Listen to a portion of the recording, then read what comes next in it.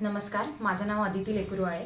माझा मुलगा आरव लेकुरवाळे हा इयत्ता 3मध्ये टी पॉईंट ब्रांचला ज्ञानोदय इंग्लिश स्कूलमध्ये शिकत आहे. शाळेबद्दल फीडबॅक द्यायचा झाला तर या शाळेमध्ये होणारे सगळे फेस्टिवल सेलिब्रेट केले जातात. त्यानंतर मुलांच्या सर्वांगीण विकासावर पण भर दिला जातो. स्तोत्र, इंग्लिश पोएम्स, हिंदी, मराठी या सगळ्या विषयांवर योग्य प्रभुत्व मुलांचं आहे की नाही हे पण बघितलं जातं. फक्त होमवर्क देऊन टीचर्स मोकळे होऊन जातात असं नाही. तो होमवर्क डेली बेसिसवर चेक केला जातो. जर होमवर्कची बुक नसेल तर त्याचे अपडेट्स पण आम्हाला डायरीमध्ये टीचर्सकडून वेळोवेळी मिळत जातात.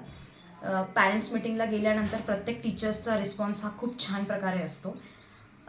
आता ॲन्युअल फंक्शन जे झालं त्यांचं ते पण शाळेचं ते पण त्यांनी खूप छान प्रकारे ॲन्युअल फंक्शनमधून वेगवेगळे डान्स प्रोग्राम छान अरेंज केले. जोशी मॅडमनी सांगितलेल्या शाळेची वार्षिक प्रगती पण खूप समाधानकारक होती आणि आम्ही त्या शाळेमध्ये ॲडमिशन घेतलं आहे आमच्या मुलासाठी.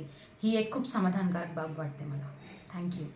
त्याचा अनुभव नसतो, तो मनात उतरतो, थेट हृदयाला भिडतो. आज आपल्या समोर सादर होणार आहे शेतकऱ्यांच्या जीवनावर आधारित एक भावस्पर्शी नृत्य आविष्कार. ज्यात दिसेल अनुभव मातीचा सुगंध, दिसेल पिकांची तोडणारी लय आणि कष्टातून फुलणारा आनंद.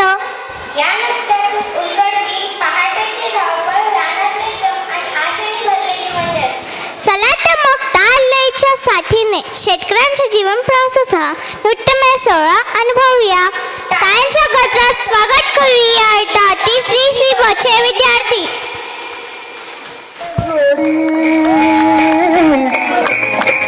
अरे माझ्या बैलाची सोबत जोडी नावे अरंगाने चातुरे. अरे भीमथडीची गणिती घोडी, भीमथडीची गणिती घोडी माझ्या बैलाची सोबत जोडी रे.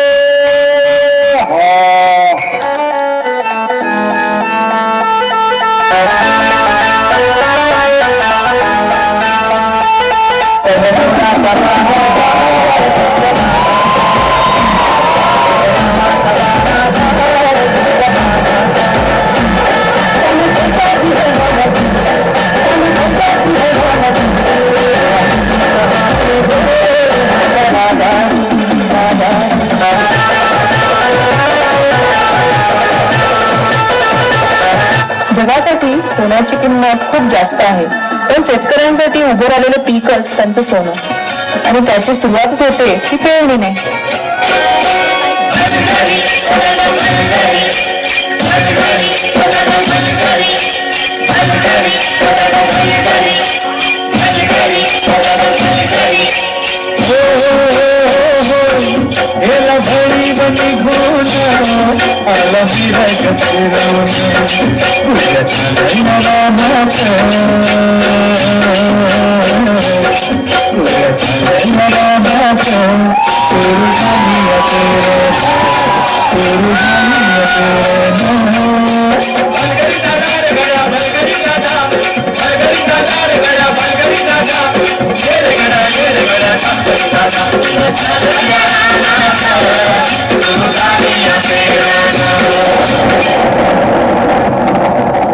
अवकाळी आलेल्या पावसानं शेतकऱ्यांचं मोठं नुकसान झालं.